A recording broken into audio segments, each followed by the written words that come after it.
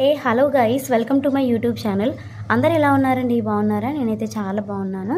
అయితే మనము RRB ఎన్టీపీసీకి apply చేసినప్పటి నుంచి అయితే రెగ్యులర్గా చదువుకుంటూ వస్తున్నాం కదా. సో దానికి రిలేటెడ్గానే ఈ వ్లాగ్ అయితే ఉంటుందండి. అయితే కొంతమంది సిస్టర్ వాళ్ళు ఏంటంటే ఇండియన్ హిస్టరీ చెప్పండి అక్క, మీరు చదివారు కదా అని అయితే అడిగారు.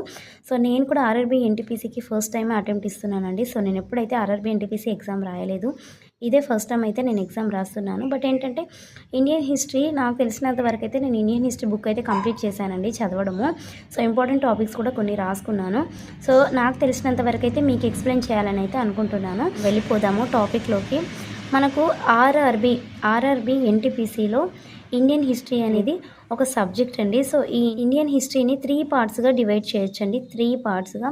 ఫస్ట్ పార్ట్ వచ్చేసి యాన్సియంట్ ఇండియా, సెకండ్ పార్ట్ వచ్చేసి మిడీవల్ ఇండియా, థర్డ్ పార్ట్ వచ్చేసి మోడర్న్ ఇండియాగా డివైడ్ చేస్తాము. యాన్సియంట్ ఇండియా అంటే ఏంటంటే యాన్సియంట్ ఇండియా చారిత్రకంగా ఉన్నదండి. మిడీవల్ అంటే మధ్యయుగ, మోడర్న్ అంటే క్రొత్త యుగ అని మనం చెప్పొచ్చు. సో యాన్సియంట్ ఇండియాలో ఇంపార్టెంట్ టాపిక్స్ అయితే కొన్ని ఉన్నాయండి. సో అవేంటో మీకు ఇక్కడ రాసి చూపిస్తాను చూడండి. ఫస్ట్ వన్ వచ్చేసి ప్లేసెస్, సెకండ్ వన్ వచ్చేసి బుక్స్, థర్డ్ వన్ వచ్చేసి ఇన్స్క్రిప్షన్స్ శాసనాలు,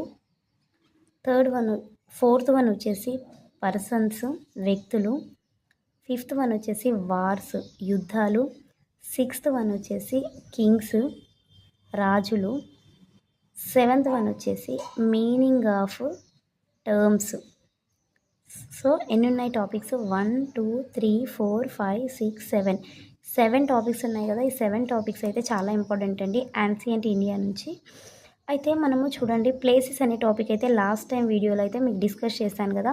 ముఖ్యంగా ఈ ప్లేసెస్ అనే టాపిక్ నుంచి అయితే స్థలాలు అంటే ఈ టాపిక్ నుంచి ఏం క్వశ్చన్స్ వస్తాయంటే యునెస్కోకి సంబంధించిన క్వశ్చన్స్ వస్తాయండి. యునెస్కో అంటే మనకు తెలిసిందే కదా, వారసత్వ కేంద్రాలు అంటాం కదా. సో వరల్డ్ హెరిటేజ్ సైట్స్ ఉంటాయి కదా. సో వాటికి సంబంధించిన క్వశ్చన్స్ అయితే ప్లేసెస్ అనే టాపిక్ నుంచి వస్తాయి. ఇంకా చూడండి, ఈ 7 టాపిక్స్ మనం చదువుకున్నాం అనుకోండి, ఇండియన్ హిస్టరీలో యాన్సియంట్ ఇండియా మొత్తం మనం కవర్ చేసినట్టే. బట్ ఏంటంటే అన్నిట్లో నుంచి క్వశ్చన్స్ ఇవ్వకపోవచ్చు కదా. సో చాలా ఇంపార్టెంట్ టాపిక్స్ కూడా కొన్ని ఉంటాయి కదా. లాస్ట్ టైం అయితే మెయిన్గా వేటిపైన ఫోకస్ చేసి అడుగుతున్నారు అంటే ఫస్ట్ టాపిక్ చూడండి, బుక్స్, సెకండ్ వన్ వచ్చేసి కింగ్స్. బుక్స్ అండ్ కింగ్స్ నుంచి అయితే చాలా క్వశ్చన్స్ అయితే అడిగే అవకాశం అయితే ఉందండి.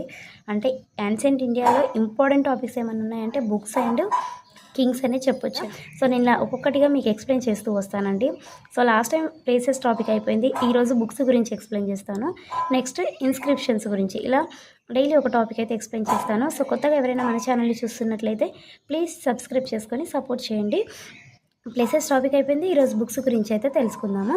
అయితే ఇక్కడ చూడండి, యాన్సియంట్ హిస్టరీ బుక్ అండి. సో మోస్ట్ ఇంపార్టెంట్ తప్పకుండా ఇవైతే నేర్చుకోవాలండి. సో యాన్సియంట్ హిస్టరీ బుక్స్ ఎలా ఉంటాయి అని అంటే మనకు చారిత్రకంగా కదా, యాన్సియంట్ అంటే చారిత్రక కదా. సో చారిత్రకలో వాళ్ళు ఎక్కువగా ఏంటంటే కథలు రాసుకోవడం కానివ్వండి, నాటకాలు, కావ్యాలు, ఇంకేంటి కొంతమంది గ్రంథాలు. ఇప్పుడు క్రిస్టియన్స్కి బైబిల్ అనేది పవిత్ర గ్రంథం కదా. అలాగే చాలా మతాలు ఉండేవండి అప్పుడు యాన్సియంట్ ఇండియాలో. బౌద్ధ మతం కానివ్వండి, జైన మతము, శైవులు, క్షత్రియులు, బ్రాహ్మణులు, ఇలా చాలా మతాలు ఉండేవి. సో వాటన్నిటికి సంబంధించిన బుక్స్ అయితే ఇక్కడ ఉంటాయండి. ఈ ఒక బుక్ అయితే ఇంపార్టెంట్ అండి. సో ఈ యాన్సియంట్ బుక్స్ అనేవండి నేనైతే ప్రతి ఒక్కటైతే మీకు ఇక్కడ రాసి చూపిస్తున్నాను.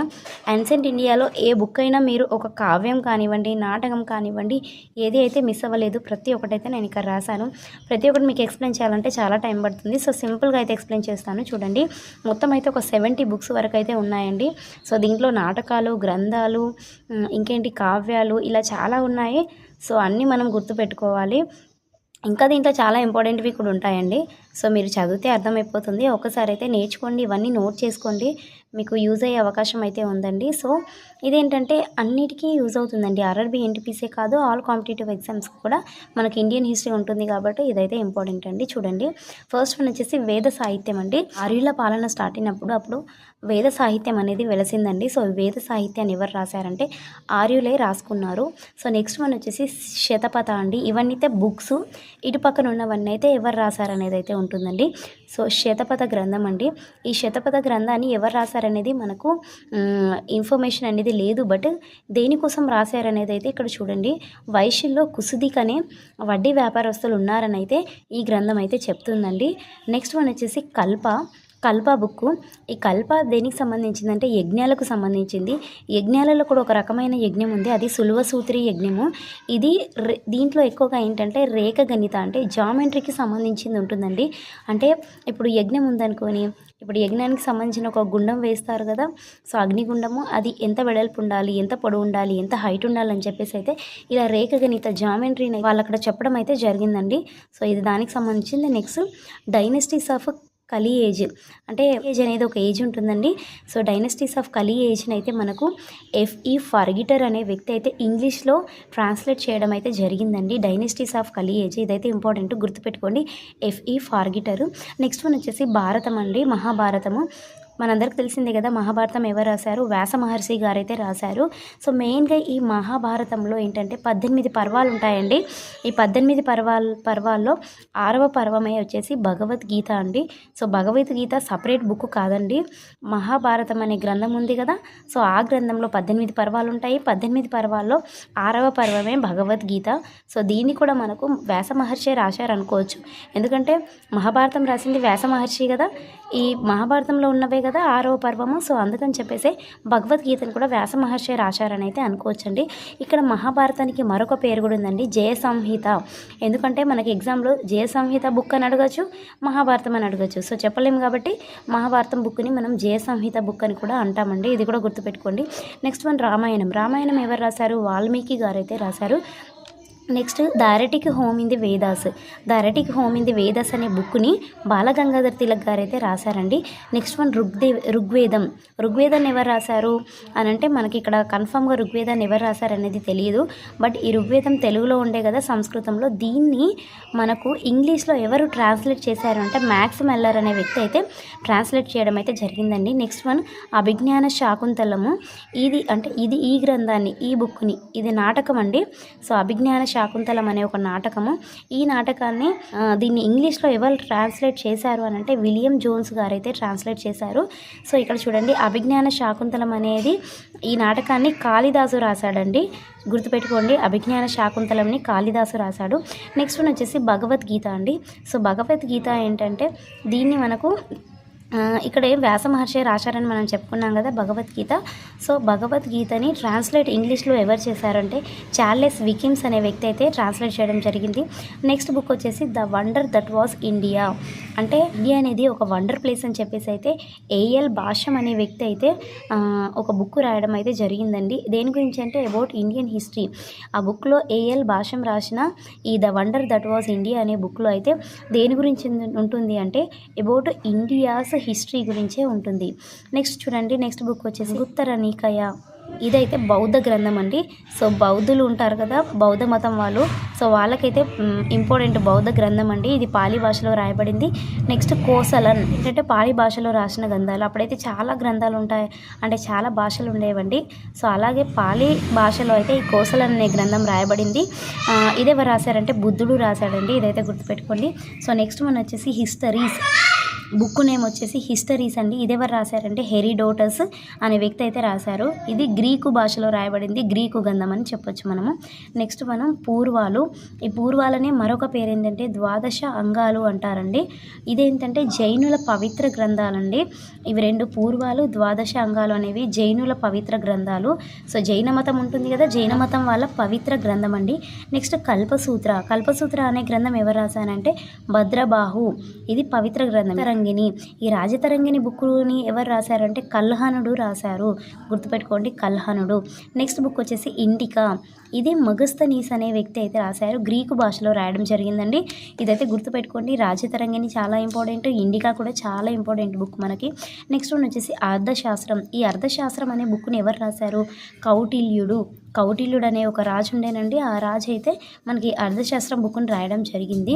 ఇదైతే చాలా ఇంపార్టెంట్, ఇది కూడా గుర్తుపెట్టుకోండి. కౌటిల్యుడిని మనము ఇండియన్ మెకవెల్లి అని కూడా పిలుస్తామండి, గుర్తుపెట్టుకోండి. సో నెక్స్ట్ వన్ వచ్చేసి జాగ్రఫీ బుక్ అండి. సో ఈ జాగ్రఫీ బుక్ అయితే గ్రీకులో రాయబడింది. ఎవరు రాశారంటే స్ట్రాబో అనే వ్యక్తి అయితే రాశారండి. సో నెక్స్ట్ బుక్ వచ్చేసి అన్ ఎప్టిటోమ్ బుక్. ఇది కూడా గ్రీక్లో రాయబడింది. సో దీన్ని ఎవరంటే జస్టిన్ అనే వ్యక్తి అయితే రాశారండి. సో ఇక్కడ చూడండి సాండ్రకోటస్. ఈ సాండ్రకోటస్ అనే బుక్ను అయితే చంద్రగుప్తుడు రాశాడు. గ్రీక్లో రాయడం జరిగింది. చంద్రగుప్తుడు అయితే ఒక రాజు అండి. సో నెక్స్ట్ వన్ వచ్చేసి ఇండికా. ఇండికా కూడా చాలా ఇంపార్టెంట్ అండి. సో మనకు ఆల్రెడీ ఇక్కడ ఒక ఇండికా బుక్ అయితే మగస్తనీస్ గారు రాశారు కదా. సో ఇక్కడ ఒక ఇండికా బుక్ ఉందండి మరొకటి. సో దీన్ని రైన్ అనే వ్యక్తి అయితే రాశారు. ఇది గ్రీక్లో రాయబడిందండి. సో నెక్స్ట్ బుక్ నేమ్ వచ్చేసి న్యాచురల్ ఇండియా. ఇది ప్లినీ అనే వ్యక్తి రాశారు. లాటిన్ భాషలో రాయడం జరిగింది. నెక్స్ట్ బుక్ వచ్చేసి సియూకి బుక్ అండి. ఇది హుయాన్ సాంగ్ అనే వ్యక్తి అయితే రాశారు. సో ఇది మనకి చైనాకి సంబంధించిన బుక్ అండి. బట్ ఇండియాలో రాయబడింది సియూకి బుక్. హుయాన్ సాంగ్ అనే వ్యక్తి అయితే రాశారు. Next one Mahavamsa. ఉపగుప్త అనే వ్యక్తి అయితే రాశారు. సో ఉపగుప్త అనే వ్యక్తిని ఏంటంటే ఈ గ్రంథంలో మనము నిగ్రోధ అని పిలుస్తామండి. సో అందుకే గుర్తుపెట్టుకోండి, మహావంశం బుక్లో అయితే నిగ్రోధ అనే పేరు ఉంటుంది ఉపగుప్తునికి. నెక్స్ట్ వన్ వచ్చేసి ముద్ర రాక్షస. ముద్ర రాక్షస బుక్ని అయితే విశాఖదత్తుడు రాశాడు. హర్ష చరిత్ర నెక్స్ట్ బట్టబాహుడు అయితే రాశాడు. పరిశిష్ట పరియన్ ఇదైతే హేమచంద్రుడు రాశాడు. దివ్యవదన తక్షశిల యుద్ధం గురించి అయితే దీంట్లో ఎక్కువగా ఎక్స్ప్లెయిన్ చేయబడుతుంది దివ్యవదన బుక్లో. మిలింద పన్హో నాగసేన భిక్షుసూత్ర ఇవి 2 బుక్స్ అనేవి మనకు మిలింద అనే వ్యక్తి రాశారండి. సో మిలింద అనే వ్యక్తిని మినాండర్ అని కూడా పిలుస్తారు. నెక్స్ట్ బుక్ వచ్చేసి మహావిభాష శాస్త్ర.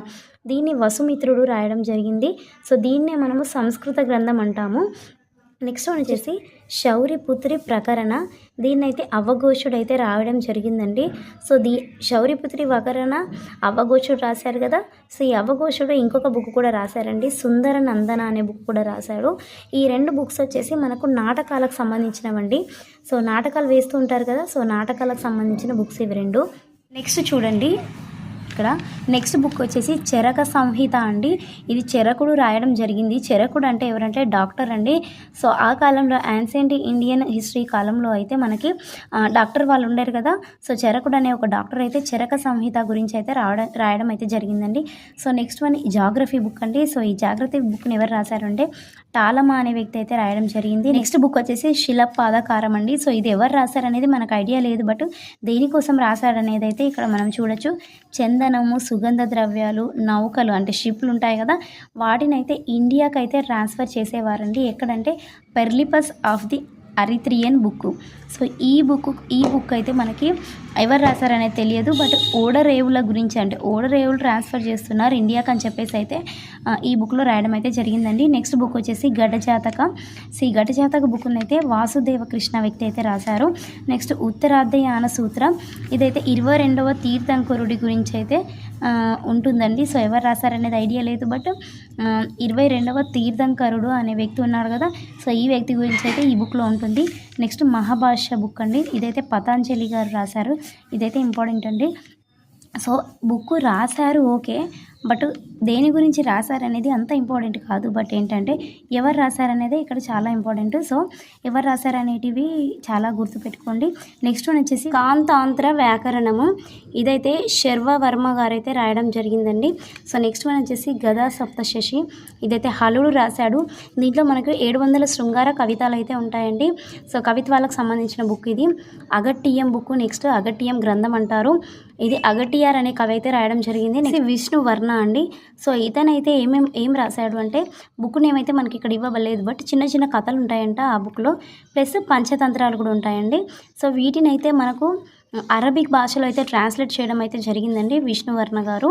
So translated into Arabic. ఏమని ట్రాన్స్లేట్ చేశారు అరబిక్లో ఆ బుక్ నేమ్ ఏమని పెట్టారు అంటే కలిలయే దిమ్మ అనే పేరుతో అయితే ట్రాన్స్లేట్ చేయడం అయితే జరిగిందండి అరబిక్ భాషలో, గుర్తుపెట్టుకోండి. Next one అమరకోశ.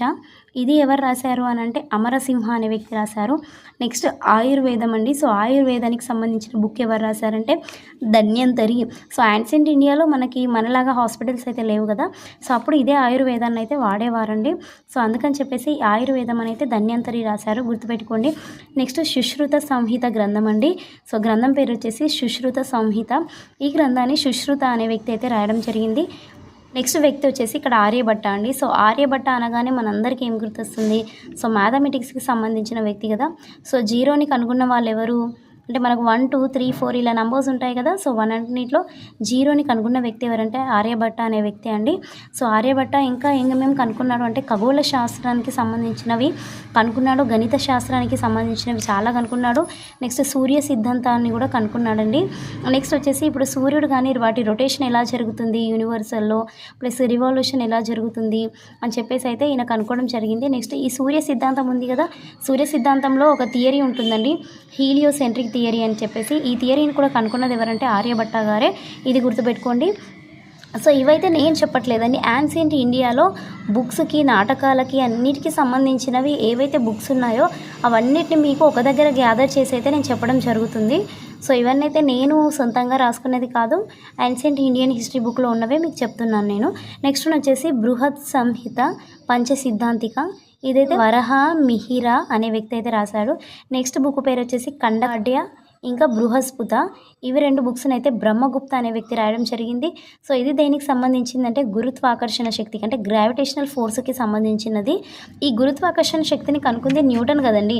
సో మనందరికీ తెలిసిందే కదా, న్యూటన్ అనే వ్యక్తి అయితే మనకు కనుక్కోవడం అయితే జరిగింది కదా, న్యూటన్ లాస్ అని అయితే మనం అంటాం కదా. సో గురుత్వాకర్షణ, గ్రావిటేషనల్ ఫోర్స్కి సంబంధించింది కనుక్కున్న వ్యక్తి. సో ఇది మనకు గురుత్వాకర్షణ శక్తి న్యూటన్ కనుక్కోకముందే బ్రహ్మగుప్త అనే వ్యక్తి అయితే యాన్సియంట్ ఇండియాలో కనుక్కోవడం అయితే జరిగిందండి. సో అందుకే మనకి ఇండియన్ న్యూటన్ అని అయితే బ్రహ్మగుప్తని అయితే పిలుస్తామండి. సో అది కూడా గుర్తుపెట్టుకోండి. నెక్స్ట్ వచ్చేసి పంచార్థ విద్య, ఇది పశుపతం అనే వ్యక్తి అయితే రాయడం జరిగింది. నెక్స్ట్ మహావీర చరిత్ర, ఉత్తర రామచరిత్ర, మాలతి మాధవం, ఇలా 3 బుక్స్ కలిపి అవభూతి అనే వ్యక్తి అయితే రాయడం జరిగింది. నెక్స్ట్ మత్త విలాస ప్రహాసనం అనే బుక్ అయితే మహేంద్రవర్మ 1 అయితే రాయడం జరిగిందండి. సో ఇది దేనికి సంబంధించిందంటే హాస్య నాటకానికి సంబంధించి, ఇది ఒక నాటిక అండి. ఇదైతే హాస్య అంటే నవ్వుకు సంబంధించిన నాటకం గురించి అయితే మహేంద్రవర్మ 1 అయితే రాయడం జరిగింది. నెక్స్ట్ దశరథ కుమార చరిత అండి, ఇది దండి అనే వ్యక్తి అయితే రాశారు. నెక్స్ట్ కిరాత అర్జునీయం అనే బుక్ని అయితే భారవి అనే వ్యక్తి అయితే రాయడం జరిగింది.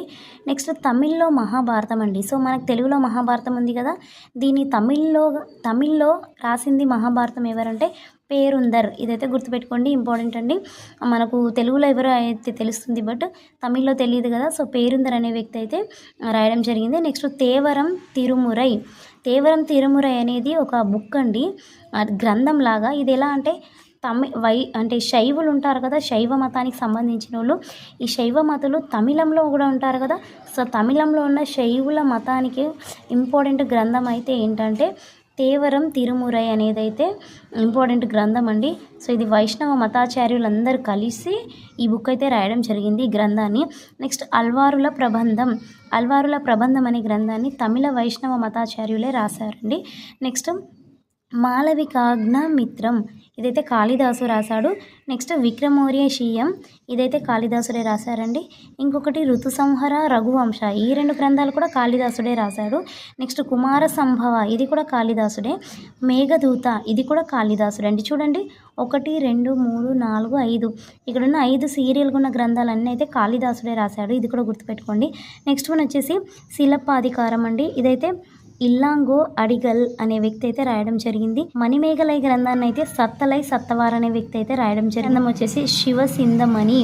ఈ శివసింధమణి అనే గ్రంథాన్ని తురత్తోక దేవర్ అనే వ్యక్తి అయితే రాయడం. బుక్ వచ్చేసి అగనన్నూరు బుక్ అండి, రుద్రశర్మ అనే వ్యక్తి రాశారు.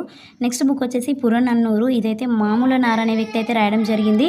నెక్స్ట్ బుక్ వచ్చేసి తిరుమురు గరుప్పదై, ఇదైతే నక్కినార్ అనే వ్యక్తి రాయడం జరిగింది. మధురై కంచి, ఇదైతే మాగుడి మరుదన్ అనే వ్యక్తి అయితే రాయడం జరిగింది. ఇంకా 2 అయితే ఉన్నాయండి ఇటు సైడ్, అవి పట్టణిపలై అనే బుక్ను అయితే కన్నన్ అనే వ్యక్తి రాయడం జరిగింది. వచ్చేసి తిరుక్కురత, దీన్నైతే తిరువాళ్ళువార్ అనే వ్యక్తి అయితే రాయడం జరిగిందండి. ఈ బుక్ అయితే మొత్తం అయితే మనకి 73 బుక్స్ అయితే ఉన్నాయండి. సో ఇప్పటివరకు చెప్పిన బుక్స్ అన్నీ అయితే యాన్సియంట్ ఇండియాకి సంబంధించినవే అండి. చూడండి మనకి యాన్సియంట్ ఇండియాలోనే ఇన్ని బుక్స్ ఉన్నాయండి.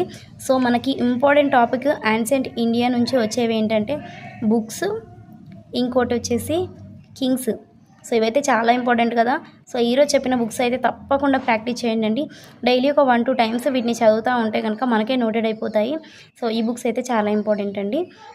ఇంకా ఈ బుక్స్ గురించి ఏమైనా డౌట్స్ ఉంటే కనుక కామెంట్ చేయండి. ఈ బుక్స్ అన్నీ ఒక్కసారి అయితే మీకు పిక్ తీసి నేను పెడతాను, అందరైతే నోట్ చేసుకోండి, చాలా ఇంపార్టెంట్ అండి. ఆర్ఆర్బీ ఎన్టీపీసీ కాదు, ఆల్ కాంపిటేటివ్ ఎగ్జామ్స్కి సంబంధించిన ఇంపార్టెంట్ బుక్స్ కూడా. అంతే అండి. వ్లాగ్ నచ్చితే కనుక లైక్ చేయండి. మరెన్నో ఇలాంటి వీడియోస్ కోసం అయితే ఛానల్ని సబ్స్క్రైబ్ చేసుకోండి. నెక్స్ట్ మీకు ఏం టాపిక్ కావాలి ఇండియన్ హిస్టరీ నుంచి అయితే కామెంట్ చేయండి. సో ఆ టాపిక్ గురించి అయితే మీకు వీడియో తీస్తాను. Thank you for watching the video. Bye bye.